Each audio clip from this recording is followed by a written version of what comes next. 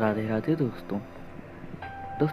जब मैं 17 साल का था तब मैंने एक बुक में पढ़ा था कि यदि आप हर रोज़ ऐसे जिए जैसे कि यह आपकी ज़िंदगी का आखिरी दिन है तो आप किसी न किसी दिन सही साबित हो जाओगे। यह विचार मेरे दिमाग पर छा गया और तब से मैंने शीशे में खुद से ये सवाल किया कि अगर ये दिन मेरी ज़िंदगी का आखिरी दिन होता तो क्या आज मैं वो करता जो मैं करने वाला हूँ। और जब भी लगातार कई दिनों तक जवाब नहीं में होता तब मैं समझ जाता हूँ कि कुछ बदलने की ज़रूरत है, कुछ नया करने की ज़रूरत है। स्टीव जॉब्स की इस स्पीच में बहुत ही गहराई है।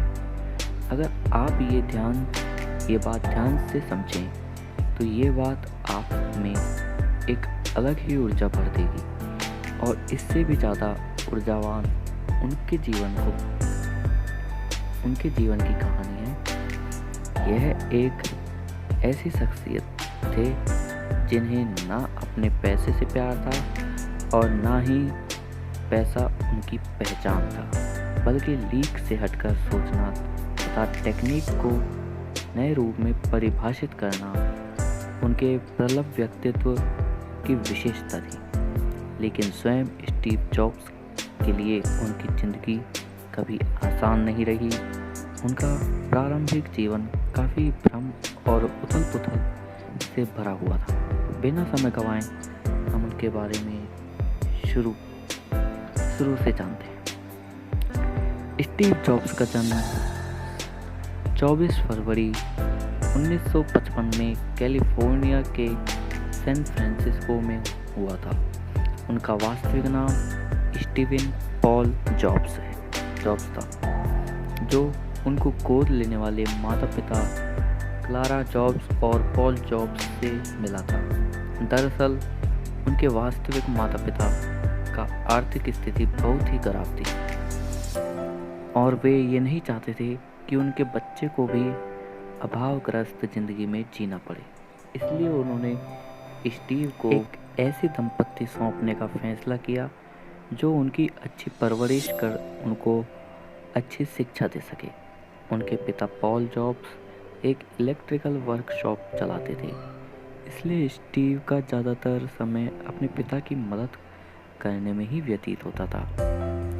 यह वो माहौल था जिसने उन्हें चीज़ों को नए रूप में जोड़कर बनाना सिखाया और फिर धीरे धीरे इलेक्ट्रॉनिक उनका शौक बन गया। प्राथमिक विद्यालय में 4 साल पढ़ने के बाद किसी कारण उनके पिता को दूसरे शहर लॉस सैंटोस कैलिफोर्निया में शिफ्ट होना पड़ा और यहाँ उनका दाखिला होमस्टेड माध्यमिक में करा दिया गया, जहाँ उनकी मुलाकात वॉल्निएक से हुई, जो आगे चलकर एप्पल कंपनी में साझेदार भी बने। वॉल्निएक का भी दिमाग काफ़ी तेज था और उन्हें भी इलेक्ट्रॉनिक से बहुत प्यार था। शायद इसलिए दोनों में ही जल्द दोस्ती हो गई। स्कूल शिक्षा पूरी करने के बाद स्टीव जॉब्स ने आगे की पढ़ाई जारी रखने के लिए रीड कॉलेज में एडमिशन तो ले लिया, लेकिन इस कॉलेज की फीस इतनी महंगी थी कि उनके माता पिता के लिए उसे दे पाना संभव नहीं हो और स्टीव जॉब्स को भी अपनी माता पिता का पैसा बर्बाद करना अच्छा नहीं लगा, क्योंकि उन्हें उस पढ़ाई से ज़्यादा दिलचस्पी नहीं थी। इसलिए 6 महीने बाद ही उन्होंने कॉलेज छोड़ दिया, जिसके बाद वे आधिकारिक छात्र के रूप में अपने मनपसंद विषय कोरियोग्राफी की क्लास लेने लगे। यह एक ऐसा समय था जिससे स्टीव के पास बिल्कुल भी पैसा नहीं था, यहाँ तक कि अपने हॉस्टल के कमरे के किराए भी नहीं दे सकते थे, जिससे वो अपने दोस्त के कमरे में फर्श पर सोते थे और खाना खाने के लिए हर रविवार 7 मील दूर पैदल चलकर मंदिर जाते ताकि हफ्ते में एक बार पेट भर खाना खा सके। उसके बाद 1972 में जॉब्स को उनकी पहली नौकरी एक वीडियो गेम बनाने वाली कंपनी अटारी में मिली।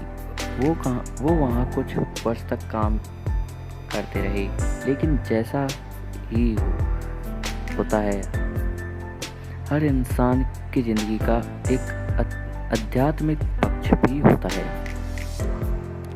और उसे पाने के लिए हर किसी का तरीका भी अलग होता है। स्टीव के आध्यात्मिक पूर्ति का स्थान भारत था और जिसके लिए उन्होंने पैसे बचाने शुरू किए।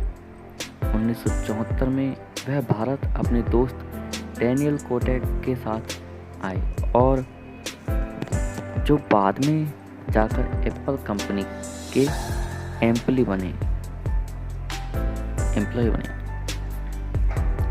भारत में वह 7 महीने रहे और बौद्ध धर्म को पढ़ा और समझा, जिसके बाद वो वापस अमेरिका चले गए और फिर से अटारी कंपनी में काम करने लगे और यहीं पर स्टीव जॉब्स और स्टीव वोजनिएक फिर से अच्छे दोस्त बन गए।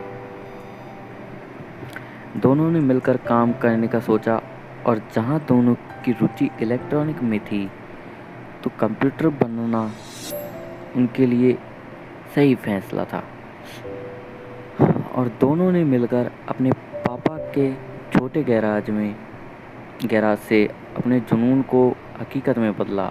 उस वक्त स्टीव की उम्र मात्र 21 साल की थी और इस काम को आगे बढ़ाने के लिए उन्हें एक इंटेल कंपनी की रिटायर इंजीनियर से सहग्रोशी प्राप्त हुई और काफ़ी मेहनत के बाद उन्होंने अपना पहला computer San Francisco computer club में पेश किया, जिसे लोगों ने खूब पसंद किया। जिसके बाद दिसंबर 12, 1980 को पहली बार कंपनी को IPO बाजार में उतारा गया। एप्पल का सार्वजनिक कंपनी बन गई और एप्पल के इस IPO ने विश्व के किसी भी कंपनी से ज़्यादा लगभग 300 व्यक्तियों को रातों रात करोड़पति बना दिया है। उसके बाद जब एप्पल थर्ड और लीजा डेस्कटॉप बाज़ार में लॉन्च हुआ तो लोगों ने उन्हें ज़्यादा पसंद नहीं किया और कंपनी घाटे में चली गई और दुर्भाग्य से इसका जिम्मेदार स्टीव को ठहराया गया। और सितंबर 17, 1985 में कंपनी के बोर्ड ऑफ डायरेक्टर ने स्टीव को कंपनी से निकाल दिया, जिसके बाद वो टूट चुके थे। असफलता उन्हें खाए जा रही थी, लेकिन उन्होंने हिम्मत नहीं हारी और अपनी नेक्स्ट नाम की कंपनी खोली और इस कंपनी में उन्होंने इतने पैसे कमाए कि 1986 में $10 मिलियन में एक ग्राफिक कंपनी खरीद ली, जिसका नाम उन्होंने पिक्सर रखा, जिसमें उन्होंने अच्छी सफलता हासिल की। और इधर स्टीव जॉब्स के बिना एप्पल कंपनी घाटे में चल रही थी। तब एप्पल ने $477 बिलियन में नेक्स्ट कंपनी को खरीद लिया और स्टीव जॉब्स बन गए एप्पल के CEO, जिसके बाद उन्होंने एप्पल के अनोखे प्रोडक्ट निकाले जैसे आईपॉड, आईट्यून और 2007 में एप्पल का पहला मोबाइल फ़ोन निकाला, जिसने मोबाइल फ़ोन के बाज़ार में क्रांति ला दी, जो आज भी लोगों के दिलों में छाया हुआ है। 5 अक्टूबर 2011 को मात्र 56 वर्ष के आयु में कैंसर की बीमारी के चलते उनका निधन हो गया और अगले ही दिन कैलिफोर्निया के राज्यपाल द्वारा उस दिन को स्टीव जॉब्स डे के रूप में मनाने की घोषणा कर दी गई। थिंक डिफरेंट, यह स्टीव का मूल मंत्र था। इतना छोटा सा शब्द है लेकिन कितनी गहराई से लगे हुए इसी शब्द के भरोसे उन्होंने उद्योग जगत को बदला। उनका हमेशा से यह मानना था कि जीवन में यदि हमें सफल होना है तो किसी का भी इंतज़ार किए बिना अकेले चलना सीखना पड़ेगा। दोस्तों, मुझे पता है कि आज की मेरी वॉइस थोड़ी ठीक नहीं है और बोल रहा हूँ, तो सॉरी। इस वक्त माइंड थोड़ा पता नहीं कंफ्यूज सा हो रहा है।